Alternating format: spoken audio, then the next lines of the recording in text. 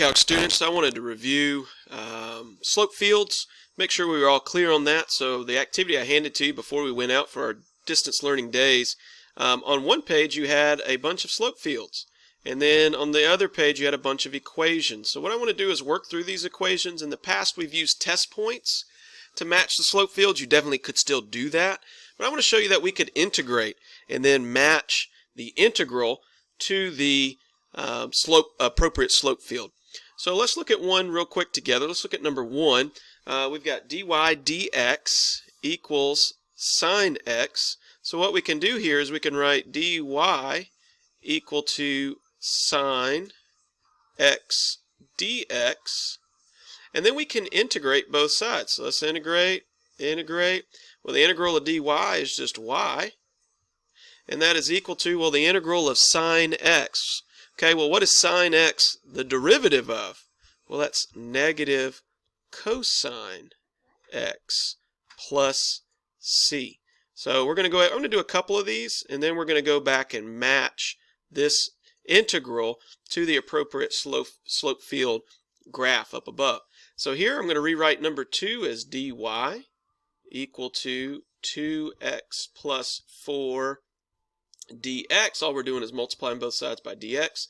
Then we're going to integrate both sides of this equation. Integral of dy is y. Integral here would be 2x squared over 2 plus 4x, and then plus c, right? Well, what is that also going to be equal to? Well, that's just equal to x squared plus 4x plus c. Let's go down to 3. We'll do maybe 4 of these at a time. Go ahead and write dy equal to e to the x dx. Well, when you integrate both sides, I love e to the x. E to the x is so easy. What's the integral of e to the x? Well, think about what e to the x is the derivative of. Well, it's just the derivative of e to the x, okay, plus c. So it's a family of functions, just e to the x plus a constant. Look at number 4. Let's go ahead and separate. We got dy equal to 2dx. Go ahead and integrate both sides. You get y equal to 2x, of course, plus that constant of integration. So we've done these first 4. Can we match our integrals to the appropriate slope field? So kind of keep this in mind for a minute. Maybe take a screenshot of this, take a mental image. Hopefully you've written this down. I need to find the slope field that would match negative cosine x plus c. So I'm going to get rid of this for a second here. Let's scroll back up. Let's look at our slope fields. Well, it's going to be a cosine curve, but it's going to be reflected over the x-axis. So I know it's not A, not B, not C. D, well, maybe that's a wave, so we'll keep that in mind. E, no. F, no, that's quadratic. G, nope. H is not. I, well, that's a nice wave, maybe. And then J, well, that's linear, so that can't be right. So I think we've narrowed it now. It's either, sorry about that, it's either D or I. So what I would do is just take my pen. I'm going to have to get rid of what we wrote just a second ago. Actually, maybe I can leave that on the screen. And I'm going to have to leave the ink off the screen. But if we're thinking about negative cosine, well, I'm going to be looking for a cosine curve that's been reflected again over the x-axis. So just take one of these slope fields and sort of trace it out. It might be kind of hard to do here. Let's see if we can get it done. I think we can get it done. There we go. So we're crossing down, following the slopes there. That to me does not look like a cosine curve. What does that actually look like? Notice it almost intersects at the origin. That looks like a sine curve. Let's follow one of these here. So this is just me sort of thinking out loud. Yeah, that right there looks a lot like it may work for us. In fact, I think it does. Look at that. If you reflected that over the x-axis, that would be the cosine curve. We'd have our peak above the x-axis here, and then we'd have a valley below the x-axis if we reflected that over.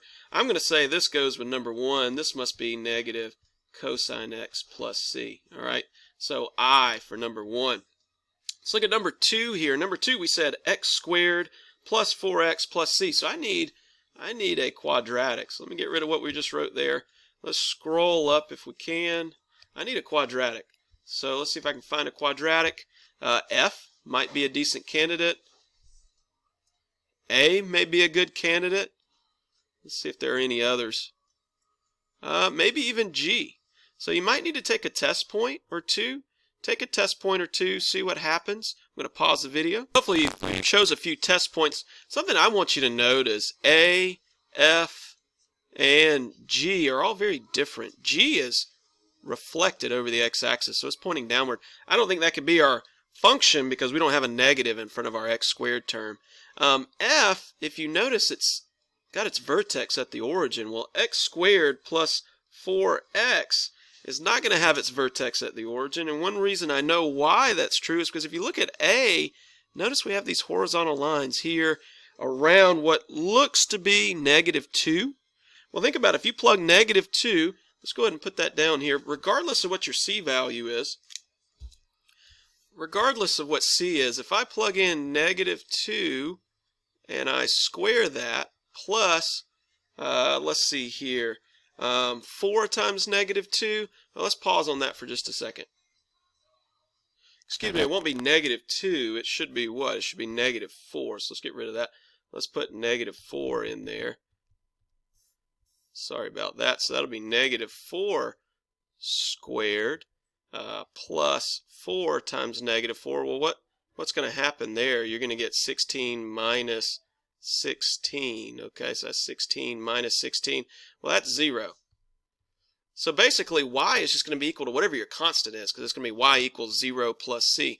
Well, notice you got all these horizontal lines here. All right, so I'm going to go with A for number 2. I think A is going to be the best choice there.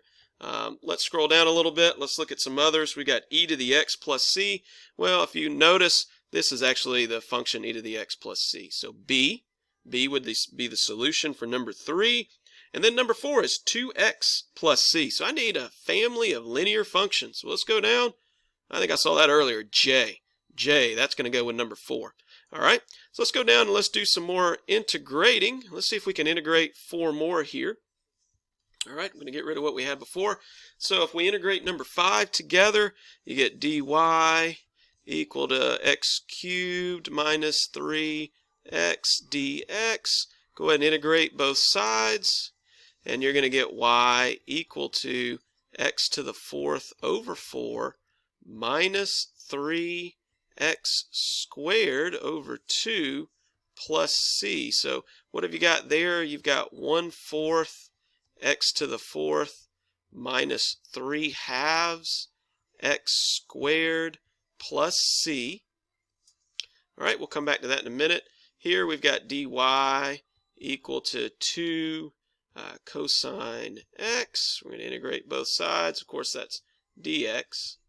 And so we get y equal to, well, what's the derivative? What is cosine the derivative of? Well, that's sine, so that's going to be 2 sine x plus c. Let's come down here. This one's actually going to be pretty simple as well. That's going to be 4 minus 2x dx, so 2x dx. Integrate both sides again.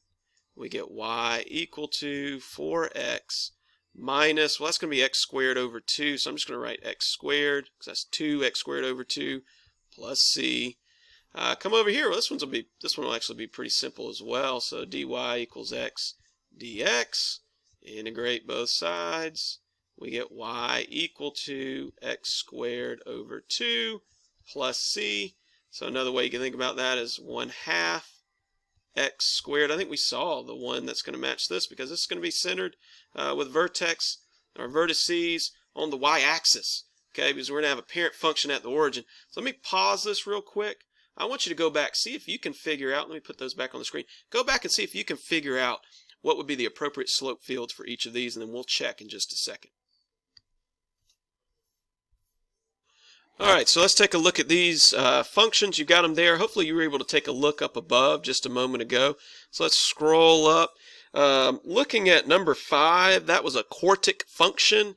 I think if you look at any of these, you know that quartic function is going to have 4 roots or 4 solutions. So it turns out that number 4, let's get rid of that from earlier. Number 4 is going to be h. Okay, so h. Notice here you got these functions that are going to cross over. You got some examples where it hits this x-axis. It's going to be 4 times. You got one right here that you might be able to kind of follow, and it kind of goes up like that, and it's actually going to go up that way. And then we've got this here, and yeah, it's going to kind of look like that. So you've got these roots here, these solutions. So that's going to be number, that's number 5. Number 5 is h. Number 6, I think we already identified the sine function. The sine function is going to be d. So if you scroll up, you can take a look. D, that's actually a nice sine function with amplitude of 2. So d would be the solution to number 6. Number 7 is another quadratic, but you have a negative sign in front of the x squared term. So if you go back and look at number 7, as we integrated that, you've got a negative in front of x squared. So the one that's going to go with that is g. And you might say, well, why? Well, look at these. These are quadratics. These are parabolas that are graphed that are facing downward. They've been reflected. Okay, so this is a family of quadratics that are reflected, and I'm not doing a good job tracing those, but those are reflected. That's going to be letter G for number 7. And then number 8, it said 1/2 x squared plus c was our integral. That was our antiderivative there. Well, that's going to go with f. Reason being, let's get rid of that we had. Let's go up to f. Well, because there was no other term other than the constant term there, so those are all going to have that slope of 0.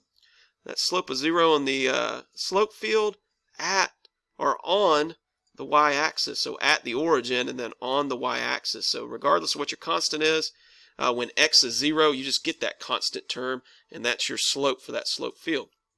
So let's get rid of that. So that was f for number 8. I think we just have 2 more. Let's scroll down real quick. Running out of time on the video. Let's see if we can do these integrals really quickly here. Number 9, go ahead and separate. You get dy equal to x squared dx. Go ahead and integrate both sides. That's y equal to x cubed over 3 plus c. So that's a cubic function. We only have 2 more options left. That's going to be a cubic function. We'll look for that in just a second. And then I've got dy equal to negative 1 over x dx. I'm going to actually rewrite this. Dy equal to, actually, we're going to need to leave it that way. Excuse me. We're not going to be able to rewrite that. What am I talking about? All right. Integrate both sides. And you're going to get y equal to, we'll take the negative sign out front. What's the integral of 1 over x? That's natural log. Absolute value of x plus c. So these are your 2 integrals. Those are your 2 antiderivatives. We're going to be looking for slope fields for those. You only had 2 options left. We're going to scroll up and take a look. I'm pretty sure you're going to find that cubic function pretty easily. Go back and look. Did we have a cubic function left? Yeah, look at c. Even if you didn't know that c was one of the only ones left, that is a classic cubic function. Look at this guy. That's a beautiful cubic. All right, that is a beautiful cubic function. In fact, you could see the parent function of that guy right there. Okay, 1/3 x. Trying to follow as best I can. Okay, c. That's c. What is going on? That's going crazy. So c, that's the answer for number 9. And then, of course, you only have 1 left. Negative natural log of absolute value x plus c. Well, that's got to be e here. And you get these crazy, it looks like an asymptotic function with the y-axis there. So that you just trace that guy. It looks like we got an asymptote there. And then we've got this coming from the right-hand side.